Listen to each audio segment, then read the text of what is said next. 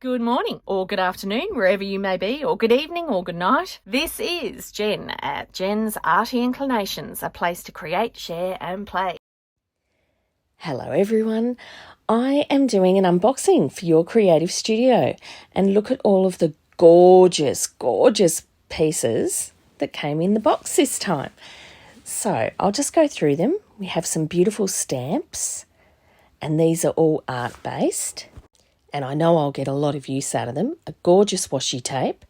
This is a lovely little pad, and then we've got some ephemera pieces and some stickers and some papers and some more stamps and some tissue paper and some background papers.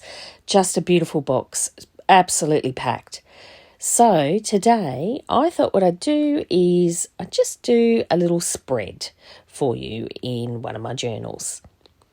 So I've started out by using the actual tissue paper that it came in, and this is just some paper that I jelly printed up that you saw in my last video, and so I'm just splicing that down to line the tissue paper because the inside of it, it's shiny, so it's a lovely tough piece of tissue paper.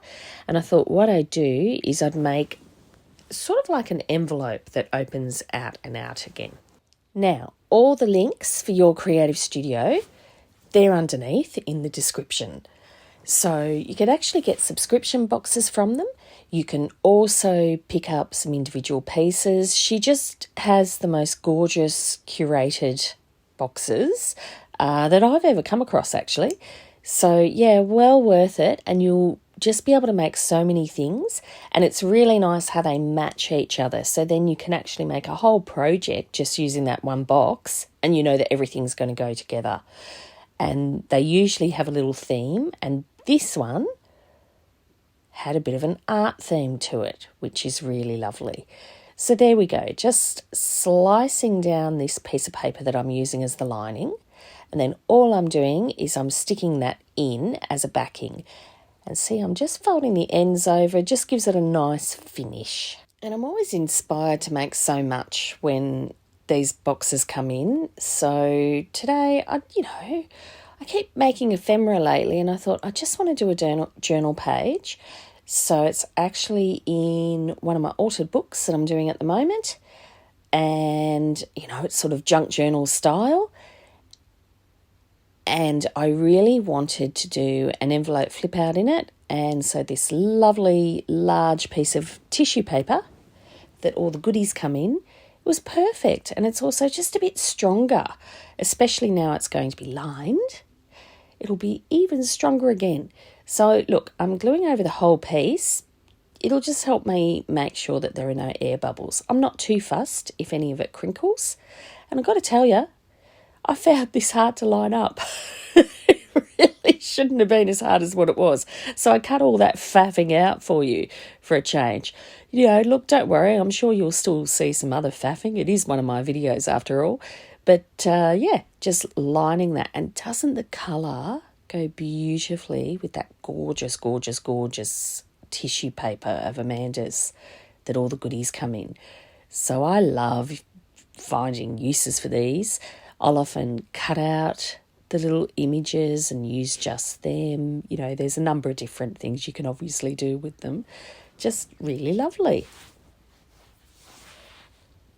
All right, so as you can see, I did get a bit of crinkling down, but I wasn't too fussed. That really didn't upset me. It just adds a little bit more to the rusticness of the whole piece. So all very nice.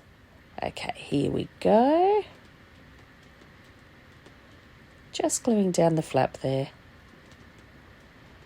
So then now I have a really nice piece of paper. It's got the gorgeous tissue on one side. It's got the jelly printing with the ink on the other. And I'm just using my book just to measure how much I should fold it over. So it's like a tri-fold. I could have glued the edges to make it into an envelope, but it's sort of more just a tri-fold so that I get that effect. Now, all I did was I folded in both the sides to make it look like an envelope, and then I've gone round and I've inked all of the edges just to give it a bit more of a finished look, a little bit more rusticness, rounded just the corners of the actual flap piece. And yeah, there you go. See, just inking all around. Now, just doing a little thumb hole so that it makes it more obvious that it's going to flip out. So see, rounded the corners on one side, did a little thumb hole on the other. So then in those gorgeous papers, you have 3 different types of paper in the one image. And there are these gorgeous printed vellums. I love these packs when they go in. And so I decided that I would stick them down as the background, and they weren't quite the width of the page. So that's all right. I just used a bit of lace.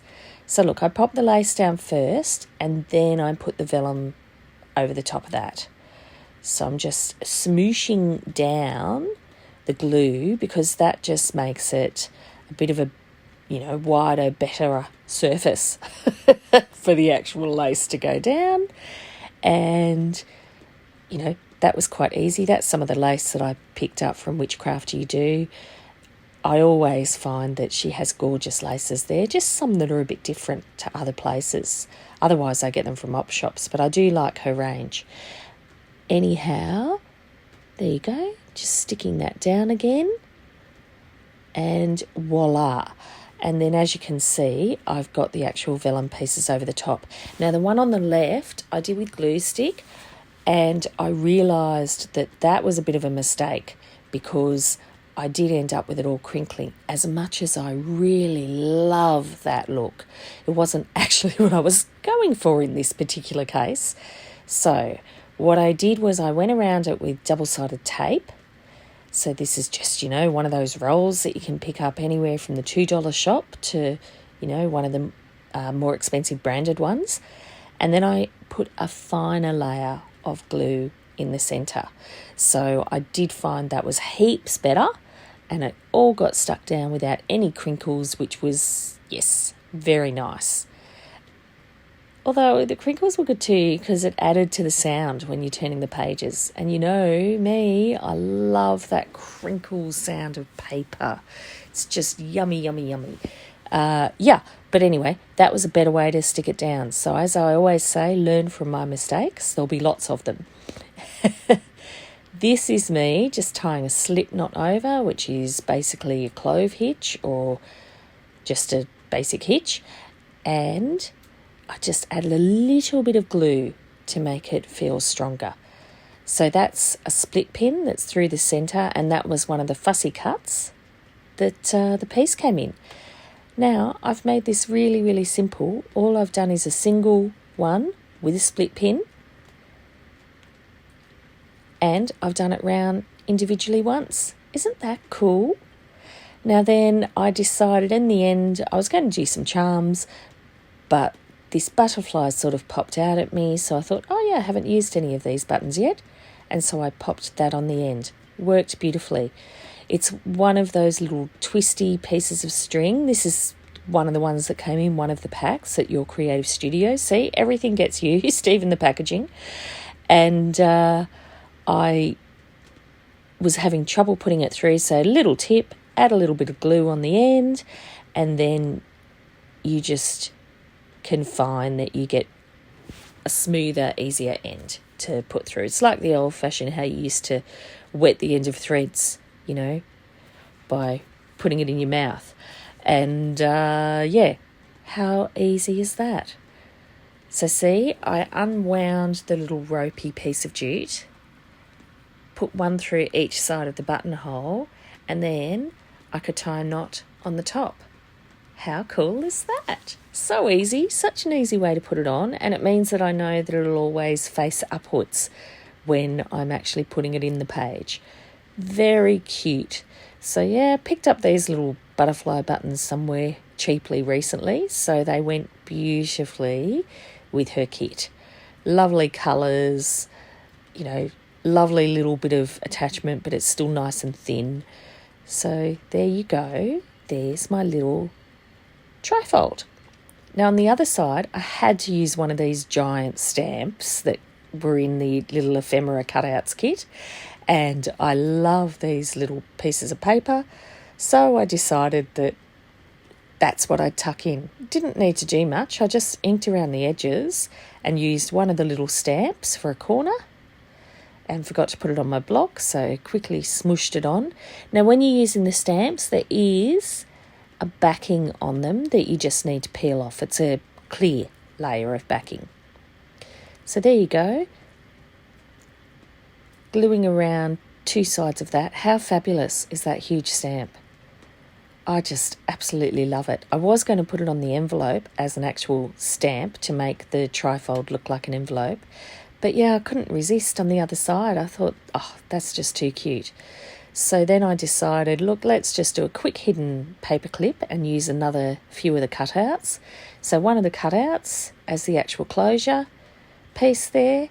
You can see underneath the butterfly. One of the cutouts is the postage stamp, and this is the third one of those. Really cute. Again, nice and easy. This was actually a piece of scrap that I had on my desk that was a piece of card. So I've got the paper clip over just a normal piece of paper. I've then stuck it inside the piece of card. And then, as you can see, any second, there you go, I'm just tearing off one side. Now, I decided I'd stick that over just to make it even easier to, to slide over the page. And then that way you've got that nice edge. And what I like to do is to make the back a little bit shorter than the front, so that, again, it's even easier, again, to actually put your paper clip over. I just find it's a bit error-free, and then I like to just round off the little short corner in the back there so that you can, nice little finish. You can really see that it's a paper clip, and it makes it just all look quite lovely in the end. So yes, this set of cutouts that the box came with this time, it had doubles. So I realised that I could use them on both sides. Perfect for hidden paper clips. So there we go. I am just adding a little bit of a paper flip on the other side of that postcard that we're tucking in to the little postage stamp tuck. But there's the paper clip. It's clipping in the trifold so that can be pulled out completely. There's the little tuck with the little postcard in it. And voila, that's what I've created with my box this week. Or this month, I should say. So go and have a look at your creative studio. As I said, their link is underneath. And I know that their subscription boxes, I believe she does a few, but the one that I love is the vintage one. And enjoy whatever you do. Keep enjoying. I will see you next time. Take care. I'd love it if you could leave me a comment below. Hit the like button if you enjoyed what you saw today. And of course, please subscribe if you haven't already. I will see you next time. And in the meantime, keep creating. Enjoy!